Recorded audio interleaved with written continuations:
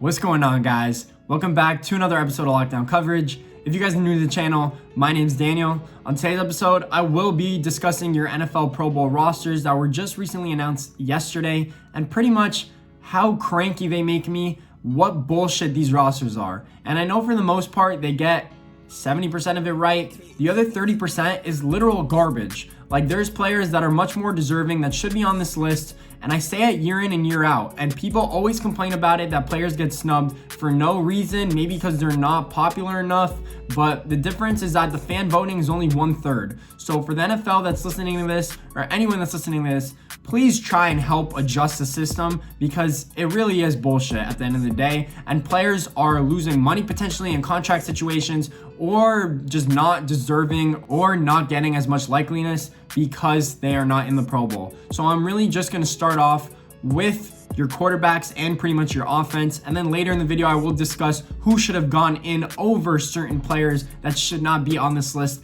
at all. But quickly, before I get into it, I wanted to say that if you guys like this video, please leave a thumbs up and subscribe to the channel. Obviously, I've been covering Miami Dolphins stuff for the most part, but I will be getting into NFL stuff because I want to be posting more often. So let me get into it. I'm going to start off with quarterbacks and wide receivers. And sorry if I'm kind of looking down, it's because I'm looking at my computer and I have a list of all the Pro Bowl rosters. So first off, starting off with quarterbacks in the AFC, we have Patrick Mahomes, Josh Allen, and Deshaun Watson. Kind of questionable. I'll tell you guys later in the video why. And then in the NFC, we have Aaron Rodgers, Russell Wilson, and Kyler Murray. All, for the most part, have been balling. Aaron Rodgers is probably one of the GOATs. Russell Wilson started off hotter than the sun early on in the season. Let's move on to wide receivers. We have Tyreek Hill in the AFC, Stephon Diggs, Keenan Allen, AJ Brown. All PPR and big play monsters for the most part. And then in the NFC, we have probably the best wide receiver in the league right now, Devontae Adams. In my eyes, don't put in the comment section that I'm completely wrong and start a bullshit argument. Then we have DeAndre Hopkins, DK Metcalf, and Justin Jefferson. All pretty deserving. I could argue one or two of those, but for the most part, I would agree with those lists. Then we have running backs and tight ends. In the running back department in the AFC, we have Derrick Henry, who literally is a beast. First back-to-back rushing leader in the NFL since the early 2000s, Nick Chubb and Josh Jacobs, who was very questionable. Dalvin Cook in the NFC, Alvin Kamara, and Aaron Jones. Okay, I could agree with that. Travis Kelce in the tight end department, probably the best tight end in the NFL right now, and Darren Waller, who is a stud and probably the second best tight end if I had to argue that. TJ Hawkinson in the NFC, and Evan goddamn Ingram on the New York Giants. All I remember this dude is for dropping passes this season that could have potentially won the Giants a few games. Like, I'll get into that later as well. It just pisses me off though. Let's get into offensive line play now. We have guards and centers. At the guard position, we have Quentin Nelson, Joe Bitonio, David DeCastro, and in the NFC, we have Brandon Sheriff, Elgin Jenkins, and Andres Peet. Like, Andres Peet, this guy got a huge extension, massively overpaid, plays under average at the guard position. Like, what is he doing on this list? And then we have at the center position, Marquise Pouncey and Ryan Kelly. And then Jason Kelce on the Eagles, which is probably, he's part of the worst offensive line in the league. And I know he's just one player, but still. And then at the other center position, we have Frank Ragnow. Let me just get to tackles real quick. We have Laramie Tunsil, Eric Fisher on the Chiefs. Did you guys watch the Saints game?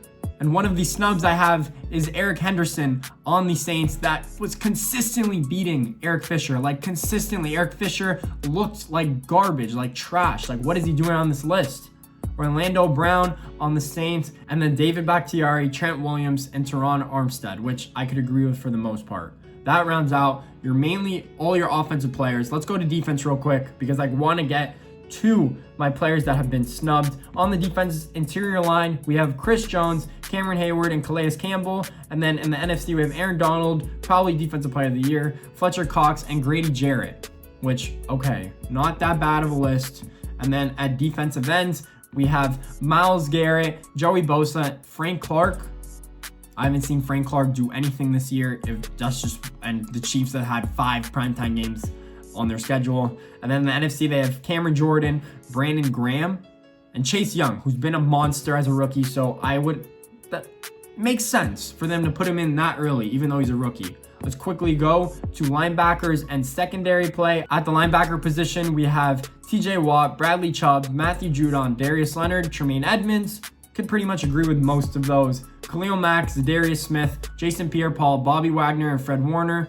Again, all of these are debatable, but most of them are probably some of the best players in the league. At the cornerback position, we have Xavier Howard, Tre'Davious White, Marlon Humphrey, Stephon Gilmore, Jalen Ramsey, Jair Alexander, Marshawn Lattimore, James Bradbury. And then at the safety position, we have Minkah Fitzpatrick, Justin Simmons, Tyrann Mathieu, who's probably been balling out the most at the safety position. He has 6 interceptions on the year. And then 2 players for the Seattle Seahawks in the secondary is Quandre Diggs, Budda Baker, and Jamal Adams. Jamal Adams has 8.5 sacks this year. He has a few dropped interceptions. He can't catch the ball for his life, but he has 8.5 sacks, so it makes sense for him to be on this Pro Bowl list. But anyways, let me get into my dub segment because this is what really upsets me. First off, you're telling me that Calais Campbell got in over DeForest Buckner? DeForest Buckner, last time I checked while I was watching Red Zones, had 3 sacks on the day. Like, he probably has over 10 sacks on the season. He has been a terror in that Colts interior defensive line, and he probably didn't even get consideration. Like, maybe he was snubbed. Maybe he was the last guy to not be in the Pro Bowl, but over Calais Campbell, a 35-year-old who has missed 4 or 5 games this season, like, it just doesn't make sense. He's probably my biggest snub of the Pro Bowl. Other players I would anticipate that should have made it. Ryan Tannehill over Deshaun Watson. Yes, Deshaun Watson has probably put up a little bit better numbers, but he's on the 4-10 Texans. That makes no sense. Ryan Tannehill is guiding his team to the playoff. I know they have Derrick Henry and they have an established offensive line, but the Titans are way better. Ryan Tannehill also has over 30 touchdown passes for the first time in his career. He's obviously playing the best football he's ever played. My point is that you shouldn't reward players that are just putting up numbers in garbage time for the most part. Deshaun Watson is always behind on that Texans team. Evan Ingram. What the fuck are you doing on this roster, bro? You have terrible drops on the season that costs your team the game. And you don't even have impressive stats to show for it. Daniel Jones doesn't even look your way because he has other complementary receivers that he probably trusts more than you. Robert Tonyan should have made it on this list. I know it's another Green Bay Packer, but he has 10 touchdowns on the year. He's probably one of the surprise tight ends in the league. He came out of nowhere to start off the season. Robert Tonyan should have definitely made it in over Evan Ingram. Emmanuel Ogbah on the Miami Dolphins, and I know I'm a Dolphin fan, but he has 9 sacks on the year, probably top 5 in pressures over Frank Clark. That should have been a definite yes. The Dolphins at 9-5, and even the Tampa Bay Buccaneers at 9-5 only had 1 Pro Bowl selection per team. Jason Pierre-Paul and Xavier Howard, like, what is the NFL doing? There's guys that are making this team just because, I swear. So Emmanuel Ogbah over Frank Clark. If I had to say, James Robinson as well, the running back for the Jacksonville Jaguars, over Josh Jacobs. And last I checked, Josh Jacobs is averaging 4 yards per carry. But I think that he's done pretty awful this year. And the Oakland Raiders have kind of fallen apart. And I know it's not all his fault because his offensive line play hasn't been as well, but he has not been a good player. James Robinson was an undrafted rookie. If you're going to give any rookies some delightfulness and give him a Pro Bowl nod, give it to James Robinson. He has clearly deserved it. He is the first rusher, I think, to be an undrafted rookie and rush for over 1,000 yards, which is ridiculous. He's making history. Then again, I have Devin White over Bobby Wagner. And I know most of you guys will say Bobby Wagner has been one of the best linebackers in the league for, I don't know, 8 years now, 7 years. But Devin White has been balling out for this Tampa Bay Buccaneers defense. And he is kind of the modern day Bobby Wagner. He is faster, more athletic. Bobby Wagner has been on the Seattle Seahawks defense, who has not been stellar this year. They have given up a lot of points and a lot of yards. I know he's probably put up big numbers and big tackles because he is forced to put up stops. But at the end of the day, that doesn't mean you deserve a Pro Bowl nod just because your name is Bobby Wagner. I have Calvin Ridley as well over Justin Jefferson. I know Justin Jefferson has been a stud, but there's been a lot of stud wide receivers this year, and Calvin Ridley has been the most consistent, I would say. He came out of the gates super strong, and without Julio Jones for most of the year, the Atlanta Falcons have been very productive with Calvin Ridley, and they would be screwed without him. If I had to say so in the first place, Calvin Ridley should be on this list over Justin Jefferson, and that's just my argument. My next player, it's a kicker, but Jason Sanders on the Miami Dolphins as well has been almost perfect, has over 10 straight 50-yard field goals made in a row before the Sunday game against the New England Patriots over Justin Tucker, who I've clearly seen miss easy field goals this year because of an announcer's jinx or whatever you want to call it. Justin Tucker is clearly one of the best kickers in the league still, but he should have not gotten this nod. And again, just because players have been to the Pro Bowl shouldn't mean that they can continue to do so just because their name is blah, blah, blah, blah, blah, blah, blah. Like, I don't care if your name is Patrick Mahomes. You shouldn't be in the Pro Bowl if you don't deserve it. It's that simple. Stop incentivizing contracts